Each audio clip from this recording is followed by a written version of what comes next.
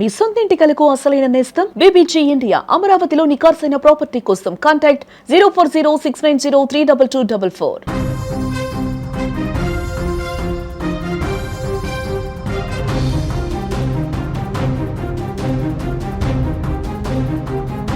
సంక్రాంతి కానుకగా రైతు భరోసా ఎకరానికి 6,000 రూపాయలు జమ చేస్తోంది ప్రభుత్వం. పండగలోపే రైతుల ఖాతాల్లోకి నగదు అలాగే శాటిలైట్ సర్వే ద్వారా కూడా అర్హుల్ని గుర్తించడం జరుగుతుంది. యాసంగి సాగుకు 9,000 కోట్లని కేటాయించింది ప్రభుత్వం.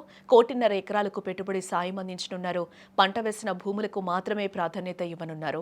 CM Revanth Reddy green signal కూడా ఇవ్వడం జరిగింది. తెలంగాణ రైతుల కోసం రాష్ట్ర ప్రభుత్వం తీపి కబుర్నైతే అందించిందని చెప్పుకోవచ్చు. యాసంగి సీజన్ ముదురుతున్న వేళ పెట్టుబడి కోసం ఇబ్బంది పడుతున్న అన్నదాతలకు అండగా నిలిచేందుకు ప్రభుత్వం సిద్ధమైంది. సంక్రాంతి పండుగలోపే రైతు భరోసా నిధులను రైతుల ఖాతాల్లో జమ చేయాలని కూడా నిర్ణయించింది. గతంలో రైతు బంధు పేరుతో ఎకరానికి 5,000 రూపాయలు అందేవి.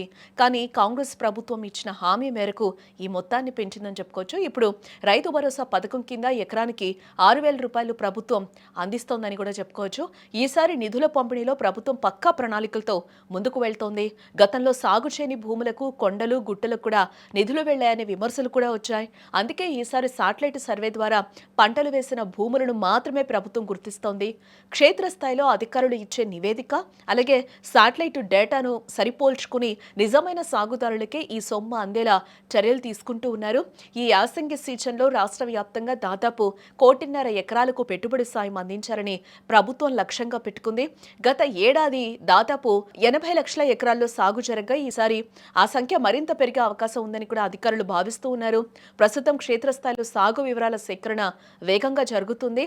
ఈ డేటా అంతా వ్యవసాయ శాఖకు అందగానే నిధుల విడుదల ప్రక్రియ మొదలవుతుందని కూడా చెప్తూ ఉన్నారు.